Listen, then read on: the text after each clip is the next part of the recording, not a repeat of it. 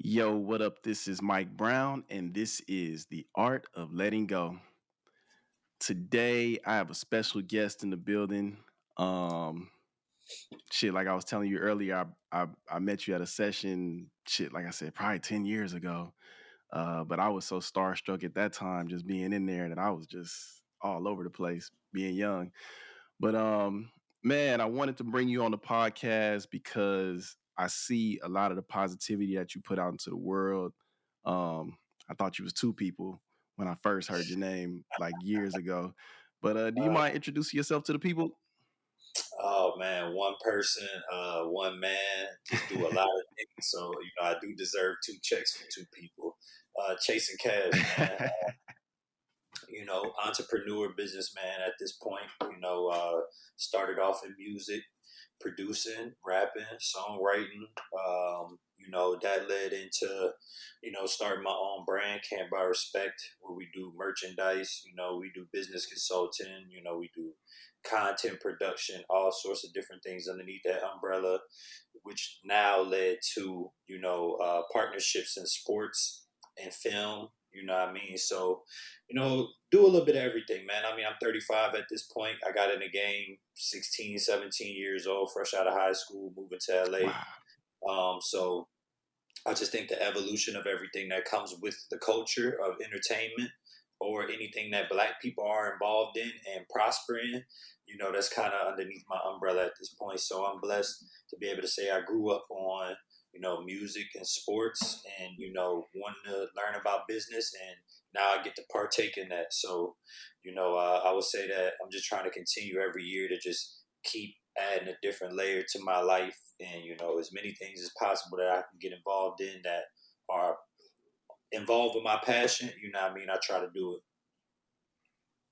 That's really dope, man. Shoot, how you feeling today? How you doing today?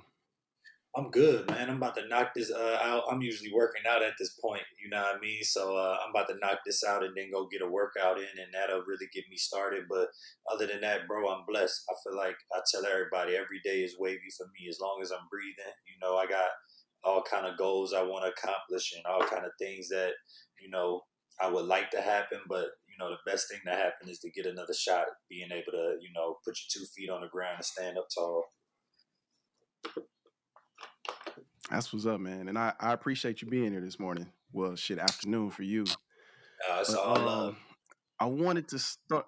Yeah, I wanted to start with a thought I have this week. I usually play my guest a thought that I was thinking of, so I'll play it for you, and then I would love to hear your thoughts on it as well.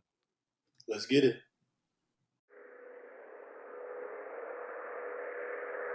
So I just finished moving my car, and question came to me actually from somebody else, but guy in the parking lot talking to me about money, and he asked me, when is enough enough? He's talking to me about all these billionaires and shit like that, and yeah, I didn't have an answer for him. Man, so I was moving my car the other morning, and yeah, this dude just started talking to me about money and saying like some of these billionaires have too much money, and he asked me, when is enough enough? Like when do you know when it's too much money? And I'm curious to know your answer on that. I definitely ain't reached my limit yet, but I think it's I know I haven't either. I think it's relative to what your intentions are. Some people have more intent, and then some people are content. You know what I mean? They at peace with not having a lot of money and the things that come with it. I think if you're a person that doesn't mind accountability and responsibility, because let's just keep it a buck. People can say what they want to say about billionaires. Some get a rap for being corrupted, but then you got the ones that are like, the black guy that cleared all the people debt. You know what I mean? So I just think it depends on your intentions. Some got ill intentions and some have positive intentions. Whether it's 100 million, 500 million, 10 million, it's a lot to somebody. $10,000 is a lot to somebody who ain't seen it yet. You know what I mean? So I think it's all subjective, just like your favorite food. I think it's all relative, just like, your experiences and what you've been through. At one point in life, $100,000 was like, that used to be like so crazy to me to hear that. And I think now, I use the word trillions because I feel like if you use the word trillions in your Man, conversation, you'll at least fall into some millions for you to be able to, see what that's like. I do think that you just got to be into accountability and responsibility. That's not to say that, all of these people who get money are treating people the best, all that different type of shit, but they do change people's lives. And at the end of the day, we live in a place where opportunity comes far and few in between, and to be able to employ people is changing their lives. To be able to, whether they're at the top of the circle with you or they at the middle of your company where they do management and different things like that, or they're at the lower level of your company where, they do more of the manual labor that the top people don't do. To be able to help pay people and finance people, whether you like a person or not, that's a game changer, man. We live in a country where, you could damn near have a life that you choose. I think a lot of people too, they fail to look at other areas of the world where this type of freedom of opportunity don't exist, and they always thinking about just money, money, money, money. With that money is a level of responsibility and accountability that other places don't even have the freedom to pursue in the least bit. You know what I mean? So I think you have to just look at it through a certain perspective. I try to look at it through a lens of opportunity at the end of the day. You know what I mean? So for me, I've always said I think I would be fine with $50 million, and I know that's a lot. And 50 million after taxes is probably 30 something. But I do think with that level of right. money, I would be able to, get property, put my family that I'm creating and the ones that come after that in a better position. My parents in their 60s, man. I'm trying to get them to retire sooner than later. You know what I mean? My pops has already done it. My mom is close. But I do want them to be able to see 80 years old, 90 years old, and be able to live in some form of comfort after I'm 35. So I've just seen them work hard for 35 years. So I would like to see them have 35 years of comfort and be able to travel, you know what I mean, first class and get these experiences, because I don't feel like those experiences should only be for people who are making the money. They're beneficiaries to me being able to do this and the Man, position that they put me in. You know what I mean? My parents put me in good schools, you know what I mean? Sometimes schools that I was acting bad and not really even understanding, you know what I mean, the relationships and all the different shit. So, I think I've been afforded a head start off the hard work of my parents, and them being able to make just as much as $60,000, $80,000 coming from where my parents come from is a lot of money. My mama from the projects and my dad from the country. You know what I mean? So the money that they made, even people in my family used to be like, "Damn, like that, y'all look like y'all rich." You know what I mean? But it just was the opportunities that was afforded with that money, and you can't sleep on that. You know what I mean? And whether you greedy or not, I'm not greedy. So I can't look at money through that lens. You know what I mean? I've never been person. You can go down my Instagram, you can look it up. I've never been anybody throwing money on the gram. Like I don't get money for that. You know what I mean? My main thing is just like, there are certain people I want in my life. And as a person that's been hustling and working hard and, being an entrepreneur for so many years, I know what it's like to be alone on that journey and wanting to have the people you want with you, but they're not there because it takes money for that to happen. You know what I mean? It takes money to fly yeah, your people out and bring them on vacation. It takes money to be able to like let them put their hair down and be like, bro. One thing is this is why I love money and get money. I enjoy experiences where I can let people be themselves. I've been places with my homies when I was on a come up. I got the money for the meal, you know what I mean? But my homies is looking at the menu because in their mind they thinking about their bank account like, damn, I want the lobster, I want the steak, but I can't afford it. You feel me? So to be able to yeah, going on a shopping spree and niggas seeing me buy jewelry and buy all this and they just like, damn, I want a piece, I want this and this, that, but I can't afford it. And you start seeing people kind of clam up and act weird. And it's like, I don't want people to be like that around me. I want people to understand, like, yeah, I'm not going to just spoil you and give you anything without doing anything. But if you're somebody that's dear to me and I got the means to do it, I am going to let you experience what that's like. Now, you may not get 10 Gucci outfits because I'm getting 10 of them, but you will be able to get one of them. You will be able to get a piece to where you can experience this and you can be like, you know what? This is something I fuck with, or this is something I don't fuck with. Because I also think it's something that you can't really judge until you in them shoes. So how could you judge a billionaire if you're not 100 millionaire? You know what I mean? Like you really gotta just let people exist in the realm that they in. And if having $50,000 is enough for you because you don't want to deal with taxes and you don't want to deal with all these other things, because there's a lot that come with money that people don't talk about. You know what I mean? And the business aspect of being able to know that you're at the top and you have people depending on you, win, lose, or draw. You gotta succeed and you gotta produce. You know what I mean? That's a pressure that'll make people crack, bro. You feel me? At the end of the day, so that shit ain't Yeah. for everybody. You know what I mean, but I do think if you have a certain level of goals and you have a certain intention, you know what I mean, you live in a matrix where you can't make that happen without money. You know what I mean? So if you're more on the I want to be at peace, I want to be content, you know what I mean? America may not be the place for you to stay long term, to keep it real with you, because as long as I've been alive, the price of everything has been going up. I remember when $100 for some shoes was a whole lot of money. Nigga, you can't even get shoes now without paying $300, bruh. One, because you can't get them because Shit. so many other motherfuckers got the plug before you. So access is also a premium. And if you ain't got money, how do you get access to something first? We're looking at Jackson right now. They can't even get water. I got homies that's taking their money that they work hard for to send clean water down to Jackson. You know what I mean? So we just live in a weird matrix, bro, where money is an exchange in a form of energy, and it kind of shows the level of energy that you have. It does not show the intelligence that you have. Like you can have all the intelligence in the world and not have a lot of money. You feel me? You just got to figure out a way to take that intelligence and be able to use it as some form of currency to where you can take care of yourself. But as long as you in this paradigm that we in called America, you're gonna need paper, bro. And I think you're gonna continue to need more of it. So Yeah. your best thing you can do is, if you're not gonna be the person with all the money, you better be a person with a lot of relationships who has access to money. You feel me? Or people who have access to resources to where they just like, you know what? I know this is a good person. The level of intelligence you have, because I be around CEOs, bro. They don't tout themselves as the smartest people, as the most intelligent people. You feel me? They really the gutsy ones. That was just like, you know what? I'm gonna go for this because I see a certain vision in the world, and I know I need this person, I need this person, I need this person. And guess what? That person ain't cheap. It's motherfuckers that's going to school and they getting degrees and shit like that. And guess what? They want to get paid 300,000 a year, 400,000 a year, 500,000 a year. And because they have a positive impact on the world, only one person can pay them. And who is that person? The person with the money.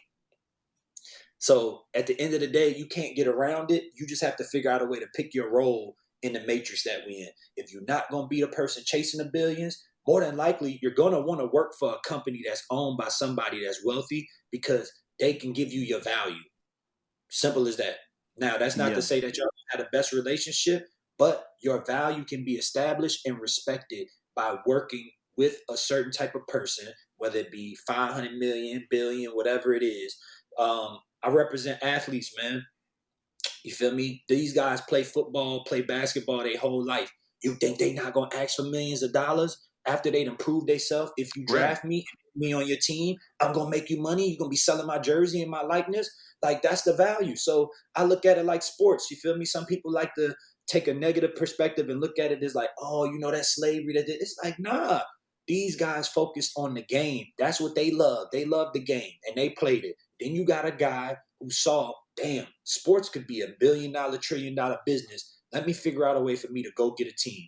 And the trickle down effect of that person taking that leap of faith has been a generation of black men who have created somewhat of wealth for their families. You know what I mean? So I can't knock it. You know what I mean? I think at the end of the day, um, the person who wants more black people to be in the position of the wealthy white people. There just needs to be a generation below us that gets that explained to them. So let me use my kids for example. I don't have any yet, but now I can explain to my child, you love sports. All right, let's say you play sports growing up and you learn the game, and then there's a certain point in time where you see yourself not making it past the talent phase. Now you can get into the executive phase. But when I was young, there was nobody around who was an executive to even tell me that. And I'm pretty sure if you would have told me when I was younger, yo, you could own a team or you could work in sports and be an executive and you could make this money, I probably would have been like, damn, word for real. I don't got to run fast. I don't got to jump. But if you don't got nobody explaining that shit to you, bro,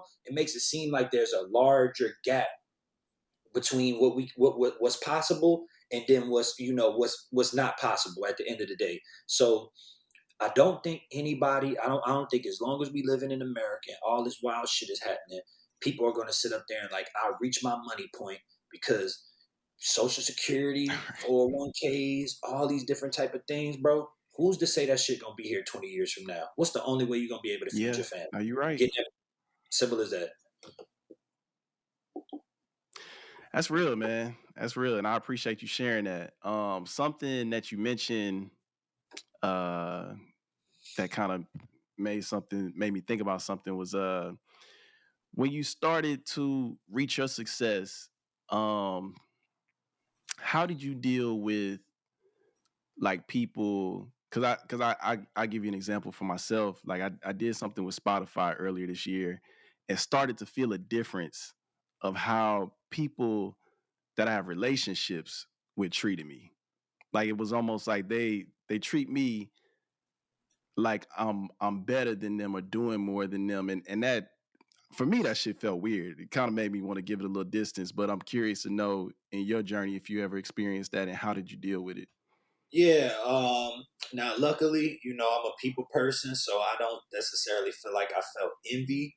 I feel like I've only felt envy from people that I don't know and jealousy, and that's just being on the internet. I've been on the internet since like 16, probably 15 years old, putting out music and putting out, my thoughts and shit like that. And I just think that's the only time I've dealt with people who have really showed envy and jealousy. I think that once I experienced it with my peers, I was able to understand why, because there was a lack of like people skills that they had. You feel me? So I think with you, you know, put it to you like this: people think that you may think that people feel like they're doing better than you, or you doing better than them, but more importantly, bro, they trying to figure out how the fuck you did it, and it's hard to like kind of conjure that thought and be like, how a person I spent all this time with could do something with Spotify, and Man, in my life, the only thing I know how to do on Spotify is just fucking stream music. You know what I mean? Like some people can't even fathom that. You know what I mean? So I think with me it was a lot. I grew up in New Orleans. You know what I mean? So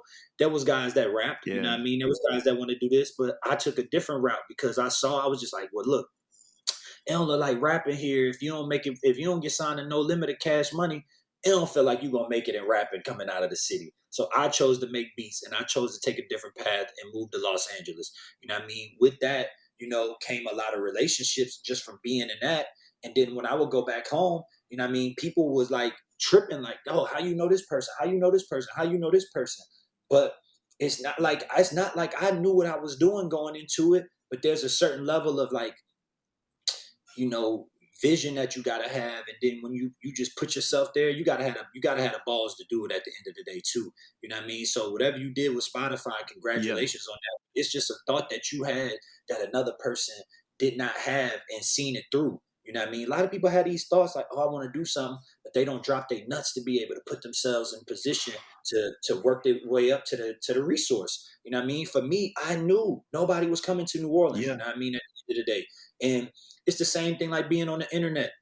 A lot of people be embarrassed to cold email somebody or cold call somebody because the fear of rejection. And it's a lot of times that limits them from being where they want to be. So to be with you and see, be close to you and hang with you and see your personality. A lot of people also overthink the things that go into seizing an opportunity. They just like, well, damn, I know this nigga. This nigga ain't did this. He ain't did this. How the hell is he getting that? When really, a lot of times, most times, it's just the thought of just being like, I'm gonna do this and just seeing it through. If it's 30 days, 60 days, 90 yeah, days, 90 days, whatever it is, it's just a thought to be like, all right, I'm gonna do this shit. Let's get it done. So I think when you start being around people like that, me personally, I tried to put people in the shoes I was in. So I would go back to New Orleans.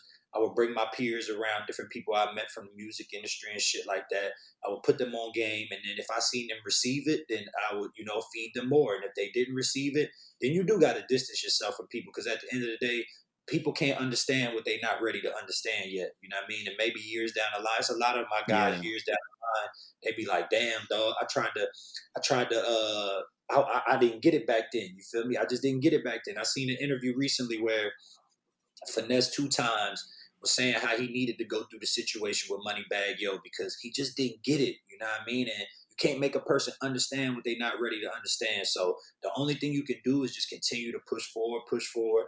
I remember when I was young, I remember renting a big ass house in LA, and I got like damn near half of my homies from New Orleans to come out there, because I thought by me doing that Damn. and putting them in that environment, it was gonna click for them.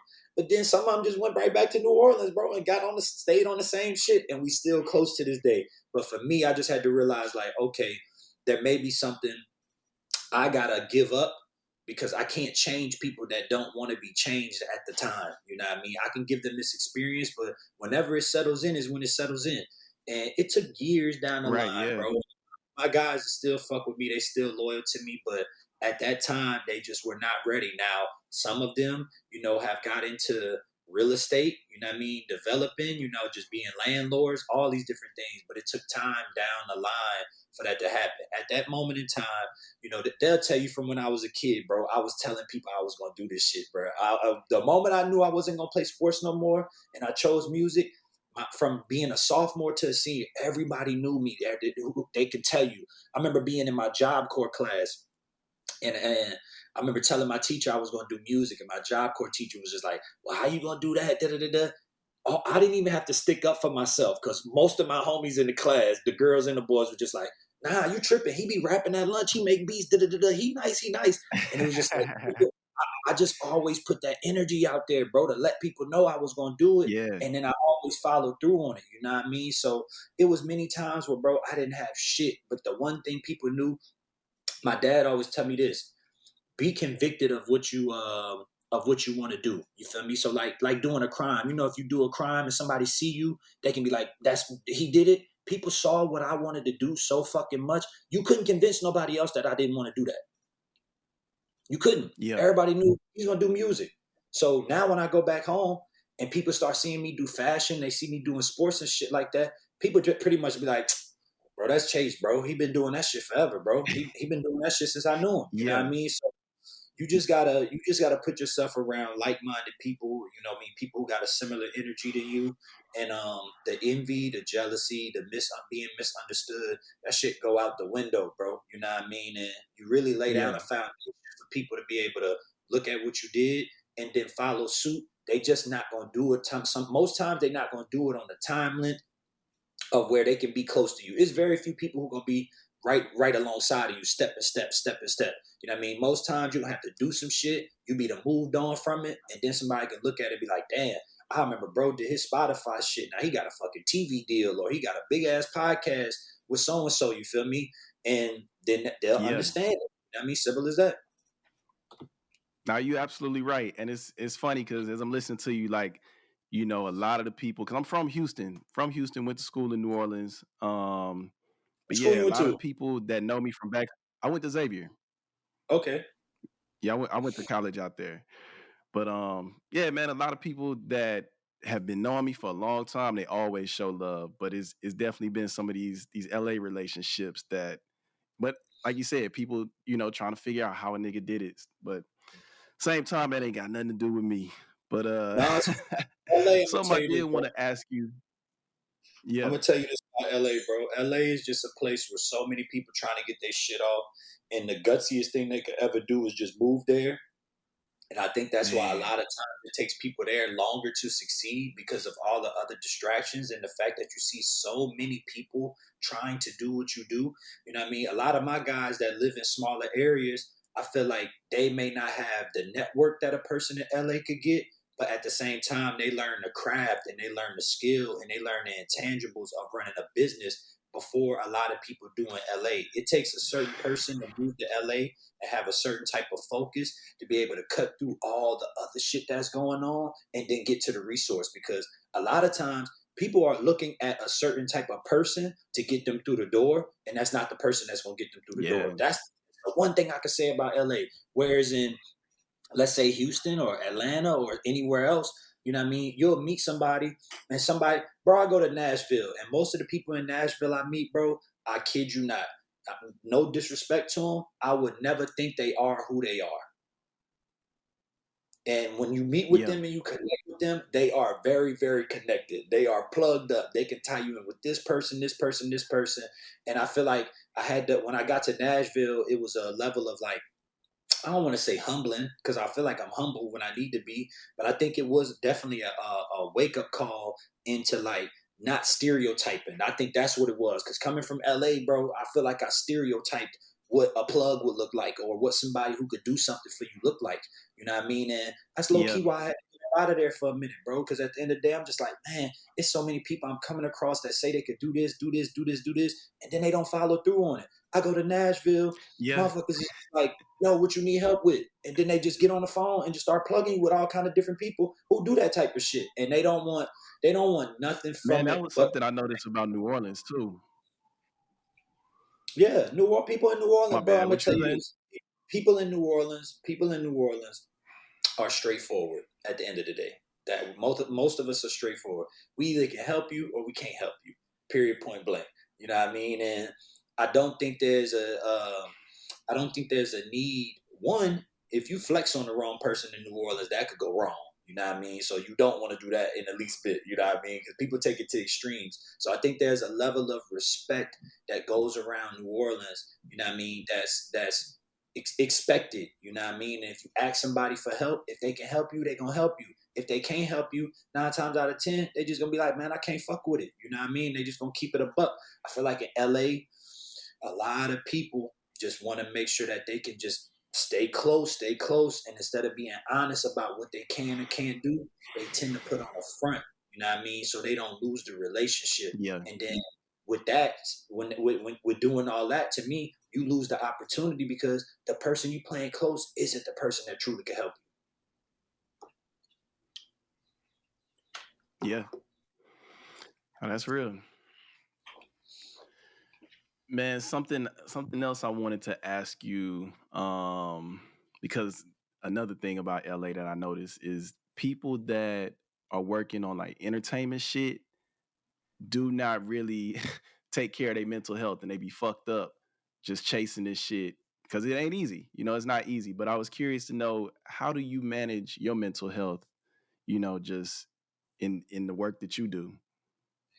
Man, one, during the pandemic, I started working out, but I can honestly say before that, living in LA all them years, um, it's crazy. You know what I mean? I actually fell into my depression while I was in LA. I ended up moving cross country to New York.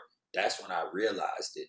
You know what I mean? Because when I was in New York, there was just so much going on, and I felt like, damn, I can't just like get out of this mode that I'm in and just get in the streets. So once I end up getting out of it, you feel me? A lot of it was just like changing habits, you know what I mean? Changing the people you're around. New York put me back in a place of like reality. You know what I mean? You see so many people with regular lives doing what they got to do to make it. I think that was the biggest thing that I needed to be around. I feel like in LA, man, people people put aside reality for dreams and imagination a little too Man, much. I'm not gonna say you shouldn't use your imagination and you shouldn't, be dreaming and shit like that. But I think there's a level of reality where it may not be your reality, but you know it exists. That's what I'm really trying to say. Like the person who just like gets up and goes to work to take care of their family. I feel like a lot of that shit sometimes is missing in Los Angeles because people just be around motherfuckers that's just trying to make it and be successful and always trying to like um not attain things that's not achievable, but at the end of the day, like they don't work on the principal values of being a human. And that shit'll fuck your head up, man, when you always around people who, yeah, trying to get the next car or trying to get the next job, trying to get the next audition. And it makes it seem like if you ain't seeing no progress in that lane, then your life isn't a fruitful life. Where you got the person who they got family, they got kids, you know, they kids learning how to say a new word, spell a new word. That shit right there is fulfilling. That shit don't come with no bread. That shit don't come with no award or no trophy. So I think just even to be in a place where you can be reciprocated, I think that's the biggest thing in LA that's got people fucked up. They do a lot and they don't feel the reciprocation that's needed to have enjoyment or feel like they truly being successful. So it fucks their head up, man. And they go to a couple Yeah. auditions, they don't make it. They go to the studio and play some beats that don't get picked, and then you see somebody in that same element get an opportunity that you feel like you're working really hard for, but you don't understand how timing works. You don't understand how energy works. That shit will fuck your head up, bro. I seen it happen to so many people. You know what I mean? And then from there, when it starts affecting your living standards, you go from being able to live on your own to now you gotta live with a roommate. Now you gotta, couch surf and all these different things. And these are things I had to do. You know what I mean? I had to couch surf for a long Yes. time. That's pretty much a standard in LA if you're trying to make it. To keep it real with you, you Yeah. know what I mean? Yeah. So you gotta have good people in your life. You know what I mean? I was blessed to meet people that were born and raised in LA that got good families. One of my best friends is born and raised in LA. So, his mom is like my mom and, he's like my brother. And they was able to put me back on my feet. You know what I mean? A couple of my homies, you know what I mean? Hit Boy, G-Rod, my boy Matt, all of them are from California, LA County area. You know what I mean? So to be Yeah. around people who had Yeah. that type And of I, ability, I it's think it's that was funny you huge. mentioned that because I think it is. You said what? I was just saying them My being bad. from What you there, were saying? I was saying them being from there, having that stability was huge because it gave me something to fall back on and be around people who, had a world that they could pull me in outside of just the music. Yeah. Yeah. I feel like that's very important, especially like, a lot of people that come out here as transplants. So many people just come to LA to just take. And right now, it does feel like the energy of LA is just being sucked dry. Yeah, it is. And I mean, people from LA have always said that, you know what I mean? Because there's a clear divide. I think there's like a joke where it's like if you below Pico and La Brea or Olympic, you know what I mean? That's the real LA, you know what I mean? And to a certain extent, it, Yeah. it, it kind of is, you know what I mean? Because those are the areas where people live at, where they dealing with, the gang violence, you know what I mean, the poverty and all these different things. But then all you got to do is just shoot up La Brea, you know what I mean, and La Cienega, and then you go to Hollywood, you know what I mean, and you get to see all this opportunity that's presented to you. And then you got a lot of people that are just coming in from all over the place, literally, like you said, just to take, but not really contributing anything to the environment. And I think anytime you're because to even take something, there's an outpour of energy that comes with that, you know what I mean? So if you're not doing anything that can be reciprocated, yeah, I think you're just going to drain yourself. And I think that's what happens to a lot of people. They just start draining themselves, and then they have to become energy vampires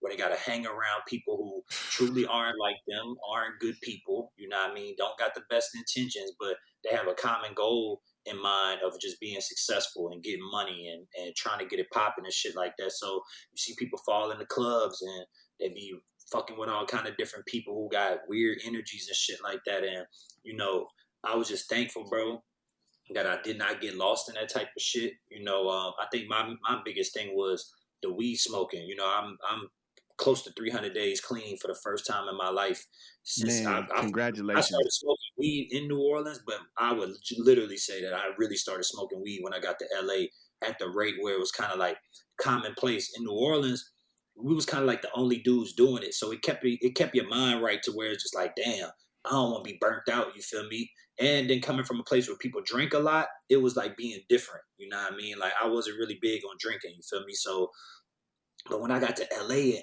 everybody was high, bro, it took me up until now when I decided to go sober to realize, like, damn, bro, as much as you thought you was different, you was a lot like these people because you partaking in the same things and you're not getting the best of your ability. And I think that's a lot of what goes on. It's a lot of things that are commonplace in LA, you know what I mean, with like being high all the time and shit like that. A lot of people really don't know how much that shit is altering them from being their true self.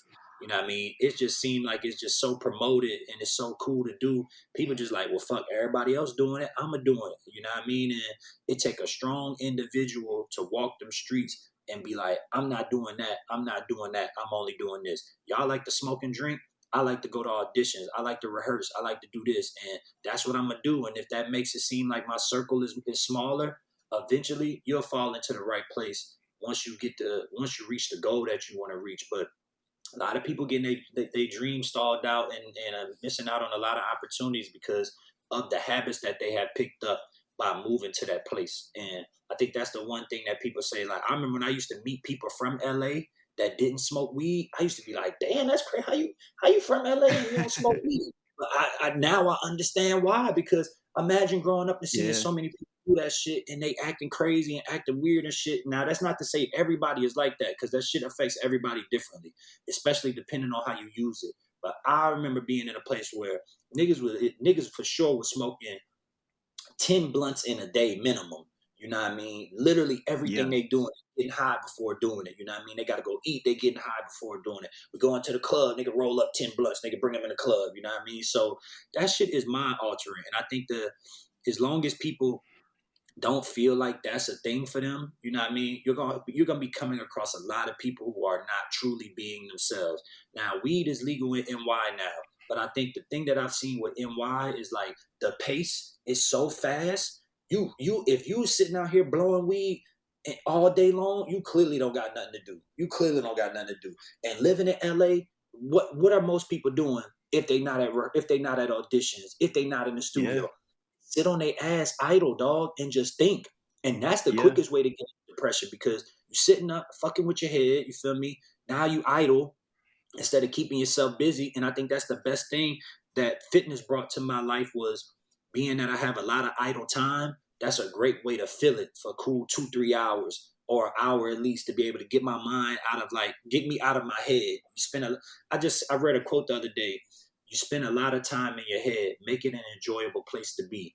You feel me? And that shit rings true to me right now, bro, because it was a certain point in time, Yeah. bro, where if I sat idle too long, I wasn't playing video games no more. And I think video games is a great way to, like, get yourself out of your head and keep yourself healthy. You feel me?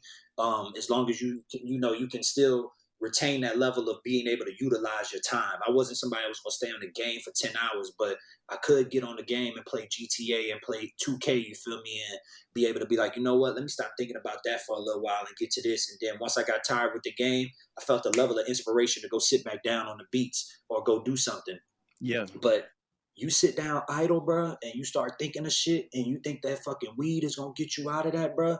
Next thing you know, you got that small jolt of inspiration, and then that come down is anxiety, worrying about this, Yep. being nervous, tripping. You know what I mean? So in that environment, I just think the best thing you can do is have very, very, very, very good discipline. I think you need very good discipline, period. But I think living in Los Angeles, where most people do not like to have a job on the side while pursuing their destiny, you gotta have discipline, man. Because if you don't, you are definitely gonna have some people around you. Bruh, come smoke something, bruh. Link up, let's blow. And that shit cool for a short window. And then next thing you know, you got the side effects of being like, damn, man, I ain't where I want to be at. Man, man, I ain't got the money that I want. Man, them niggas just bought a Benz. And it's like, bro, that shit'll drive you into a pit, bro. Yeah. Man, I appreciate you sharing that. How did you end up on your fitness journey? Like, what got you into fitness? Man, the pandemic, bro, it shut everything down. You know what I mean? So I had bad posture, from sitting in chairs, playing the piano, just being hunched over. And I did not like that shit, bro. You feel me? And I just remember going on YouTube and looking up what I could do to fix my posture, and then a bunch of shit with calisthenics start popping up. So I was like, man, you know what? I'm gonna fuck with the calisthenics. The gyms was closed at the time too, so that really gave me more motivation, because at that time I wasn't really a gym dude. I only went to the gym to play basketball, like LA Fitness or whatever gyms had a court. So I started going to this stadium at UCLA called the Drake, where the track people work out at. And when I went there, I ended up meeting a group of guys from, like, Buffalo, Rochester, close friends of mine, my boy Oz, Rashawn, and all them. They was My boy Oz was on the pull up bars, and when I see him doing the pull up bars, I was like, man, that shit look cool. You feel me? Like, I want to fuck with that. And I had recently started doing pull ups at a park at my crib. but there was nobody else out there, so I was kind of losing the motivation. And I couldn't even do a pull up 2 years ago, bro. Like, what was the pandemic 2 years ago? I could not do a pull up, bro. And when I did that shit, I felt like a complete failure. I remember trying to get up there and do like 5 of them, and I was like, God damn, bro, you weak. And at this time, I'm probably like 31 years old, 32 years old. So I'm like, nah, man, I got to get Yeah. in shape. So when I'm at the Drake, I meet Oz. I'm seeing him. Bro, he doing pull-ups with a fucking ball tied around his waist. You feel me? Like yanking. I'm like, oh my God. I'm like, man, this shit look crazy. So I go up to him. I'm like, look, bro, you mind being able to like put me on game on how to do this shit? He was like, yeah, man, I got you. So we start going to the Drake together as a group, walking the stairs, doing pull-ups, calisthenics. Then from there, it was so many people that started coming to the park, they ended up closing it because they didn't want nobody to catch COVID. So from there, we had to move and relocate. Now, my guys at the time, they're new to LA. They literally just moved to LA before the pandemic happened. And my boy was a teacher at the time, and my other homie was doing film work. So they didn't have no job. So literally, only thing we could do was work out. So my man asked me, what's another park that we could go to? And I was like, well, look, y'all tell me where y'all at, and I'll pick something central. I end up finding a park. We start going there. My boy start bringing the equipment out. He bring the rings out. We doing the pull-ups and everything like that. And from there, it just started growing and growing and growing. Another friend of mine, my boy Jero, he's another artist. You feel me? Same difference. You know what I mean? He was focused on getting healthy, and we couldn't go to studios. We couldn't do anything like that. So it was literally just the greatest way to get out of the house. You know what I mean? Because I felt like if I would have stayed in the house, bro, I would have been driven crazy. Like, I'm normally working from home, but I always had something that would bring me out of the house, like going to the studio or going here. I think the only thing you could do at the time was work out and go to the grocery store. You feel me? You couldn't do shit else. So it just became a Yeah. habit.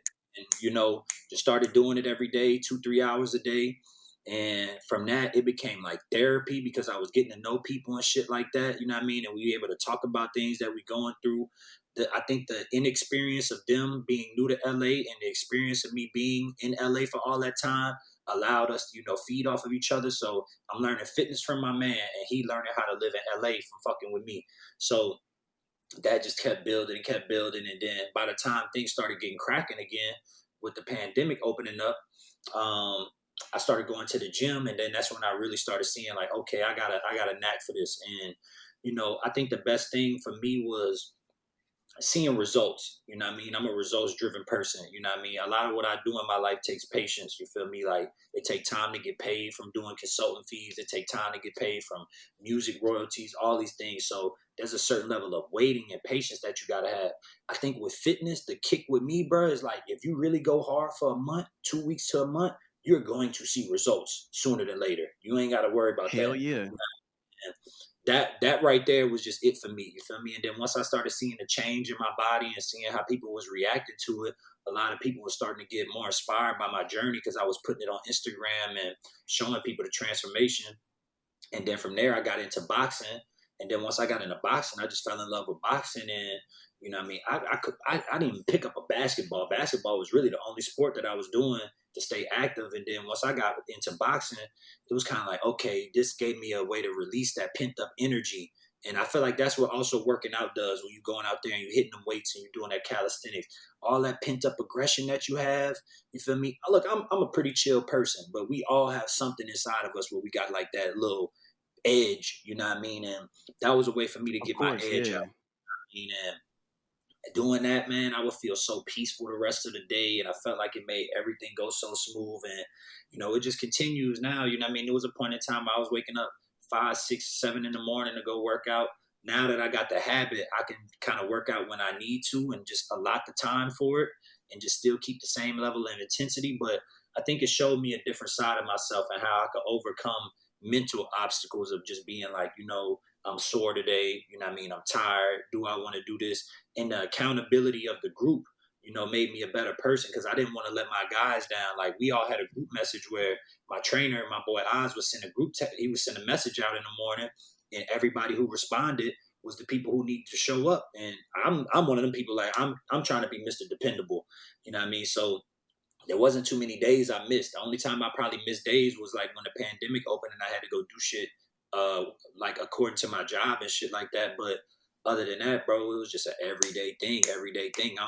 me and him first ones there, setting up the cones, doing everything, you know what I mean? And it really made me a better person, bro. It showed me that I could overcome things mentally. You know what I mean? It showed me that, the level of intensity I need to push myself through. Your mind will tell you you can't do things, but your body is prepared to do it. So it was a lot of that. Like I feel like my body and mind got very, very in sync from doing that. You know how sometimes, like I said, I was smoking weed at the time, bro. So you can hit the weed and be on some Yeah. shit like, I'm cool, man. I'm gonna do that shit in 30 minutes. Then an hour passed. Then 2 hours passed. You know what I mean? This was something where it was just like, nah, bro, you gotta go do this shit. You gotta go get it in. You wanna fix your posture. And then the thrill of being able to go from 10 pull-ups to 20 pull-ups to 30 pull-ups to doing 100 in a day, 200 in a day, 200 push-ups. Bro, I used to feel undefeated doing that shit. I still do. That's not like my regular workout. 100 pull-ups, 200 push-ups, 300 squats. That's at minimum. You feel me? And then we doing this Man. shit. We was doing this shit 6, 7 days a week, bro. So I ended up ballooning quick. I was frail, bro. I was like, bro, I might have been like 150 soaking wet, bro. I'm put on like 35 pounds of muscle since then. You feel me? Just from just Wow. going hard at the shit. You know what I mean? And I was plant based at the time. My boy who was training was also plant based. You know what I mean? So we just had a ill connection with being able to just like feed off of each other. And then, Clubhouse was popping at that time. You feel me? So everybody was sitting on Clubhouse. I started meeting different people from there. Then people from Clubhouse started trickling into our workouts. We would have 15 to 20 people at a workout on a weekend. You know what I mean? We would go to the beach and set up workouts and all these different things. So it was a real good community builder too. And a lot of the people that I met from them workouts, even though we've kind of gone our separate ways, we still in touch with each other because there's a level of like accountability that we created with each other where we can come to each other and be like, what you dealing with, what you going through. All right, cool. You could do that. You can conquer that. You can beat that. So that's really what it was, bro. I think the pandemic was, other than Hurricane Katrina, I think the pandemic was the second biggest life changing moment that I had in my life so far. Man, same. Same. Shoot, I wanted to get into, man, can't buy respect. Yes, sir. And I just wanted to know, like, man, how did you come up with the name? Like, what inspired you to do that? So this the first chain. You feel me right here. So we started off as crown bearers. We still call ourselves that. You know what I mean? That was like a close circle of me and my closest friends. We was making the merch with that name on it first, but it wasn't really going. And then I had a brand called, not even had a brand, but Can't Buy Respect was called All Work More Pay at first. I was doing All Work More Pay. And I was just like, man, this shit ain't really catching like that. I feel like I need a different name. And so I was just like CBR. I was just going off the letters of the group and everything like that. And some came to me, bro. I was just like, man, what? I remember asking myself, like, what do you stand for? Because at the moment in time, I'm not the richest person in the game. I'm not the most popular person in the game. You know what I mean? People know me and I was successful, but I was like, what do people know you for? And I felt like I was integrity and respect. You know what I mean? So I remember sitting there and I was thinking like, man, money can't buy respect. And I was just like, let me take the money aspect off of it because my name, all of my homies' names got money in it. I'm Chasing Cash, my boy Dow Yeah. Jones, my other homie is Money Matt, my other homie is Chris Cash. So I was like, let me not put money in the name, you feel me? But still figure out a way to like have that connotation behind it, but make it something different. And I was just like, can't buy respect, man. I said money can't buy respect at first, but then I was like, can't buy respect. And I remember looking that shit up on the internet, bro, and ain't nobody have it. I couldn't believe it. So I Wow. remember being in the domain. I remember telling my business partner to go get the name, copyrighted, trademark, all that different shit. And then I just started thinking about graphics. And I had a young boy at the time who was doing graphics for me, my boy Teron. I told him, I was like, look, make me something with this slogan on it. He made the logo. We started printing on black and green tees, red tees, blue tees at first. They did decent, you know what I mean? But I felt like it wasn't grabbing like that. I remember watching something about colors and how, colors, the color of your brand logo or all these different things is like a great way to express your energy. So most of the logos had red in them, you know what I mean? Like all the great logos had red in them, you know what I mean? And then I remember coming across McDonald's and McDonald's got red and yellow in it. So I was like, I'm gonna go with yellow. Yeah. You feel me? Yellow, one of my favorite colors, and I feel like yellow is a great, great way to explain my energy between red and green. You know what I mean? I'm one of them people like I know when to stop shit and then I know when to go. And okay, let me ask you this: what do you do when you see a yellow light in your mind? What you think when you see a yellow light? Um, slow down a little bit, like, Okay, cause now see I that's know it's you. turning red, so I'll probably slow down. Okay, Yeah, now see, that's funny because that's another reason why I fuck with the color so much because everybody got everybody know what green and red is. You feel me? But yellow is yeah, that transitional color where it's like it really speaks to your thought process. Now, me personally, I'm like, nigga, I gotta get through there. That's how I'm thinking about it. I'm like, nah, I gotta get through that motherfucker. Now, I'm not doing that if I'm a far distance away. You feel me? Like I know when how far I am, so yeah, it's just it goes to your same thought. It was like if I'm too far away from it. I'm just like, you know what? I gotta slow down. It's gonna turn green. You feel me? that's It's true. gonna turn Yeah, green again. But if I'm close enough and that bitch is about to turn red, I'm going, nigga. I'm yeah. not If about I'm to right slow there, down. I'm gonna roll through. So look, Yeah, that's if I'm right there, exactly I'm gonna roll through. that's exactly why I like that color, you feel me? Because that color really speaks to your thought process, you feel me? And you know, Yeah, it's one of them colors that make you caution and make you aware. And that's what I want to have with my brand, bring awareness to like, what are you really thinking? Like, cause you can see green, and since you know what green is, you feel me? You might make yourself go and you're not ready to go yet, you feel me? And you might see red and you might stop, but you might feel like, man, this ain't the time to stop. You feel me? So I think the in between thought between go and stopping is what I represent with the brand, making you think.